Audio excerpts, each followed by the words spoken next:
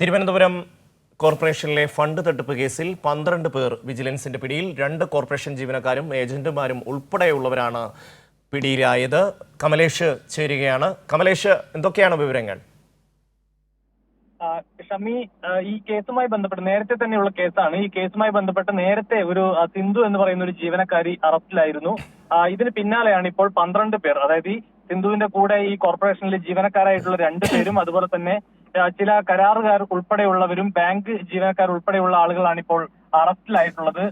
അതിൽ ഏറ്റവും പ്രധാനപ്പെട്ടതൊന്ന് കോർപ്പറേഷനിലെ 2 ജീവനക്കാർ ഇതിൽ ഉൾപ്പെടുന്നു. അതോടൊപ്പം ഏജന്റുമാർ ഇതിൽ ഈ അറസ്റ്റിലായവരെ കൂട്ടത്തിൽ ഉൾപ്പെടുന്നു എന്നുള്ളതാണ്. അതോടൊപ്പം പട്ടം സർവീസ് സഹകരണ ബാങ്കിന്റെ മാനേജരും അറസ്റ്റിലായതായാണ് സൂചനയുള്ളത്. ഈ SC/ST അതുപോലെ തന്നെ BPL ഫണ്ടുകളിൽ നിന്നാണ് നേരത്തെ തട്ടിപ്പ് കണ്ടെത്തിയത്. ഇതിന്റെ ഭാഗമായി വിജിലൻസ് ആണ് ഇപ്പോൾ അറസ്റ്റ് ചെയ്തിട്ടുള്ളത്. വിജിലൻസിന്റെ തിരുവനന്തപുരം പ്രത്യേക യൂണിറ്റ് 1 ആണിപ്പോൾ ഈ അറസ്റ്റ് രേഖപ്പെടുത്തിയിട്ടുള്ളത്.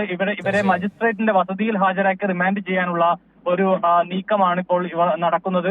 ആ നിലയിലുള്ള കാര്യങ്ങളാണ് മുന്നോട്ട് പോകുന്നത് എന്നാണ് നമുക്ക് മനസ്സിലാക്കാൻ കഴിയുന്നത്. ഏതായാലും 12 പേർ വിജിലൻസിന്റെ പിടിയിലായിരിക്കുന്നു ഈ കേസുമായി ബന്ധപ്പെട്ട് എന്നുള്ളതാണ് ഏറ്റവും പ്രാഥമികമായി നമുക്ക് ലഭിക്കുന്ന വിവരം. ഷമി.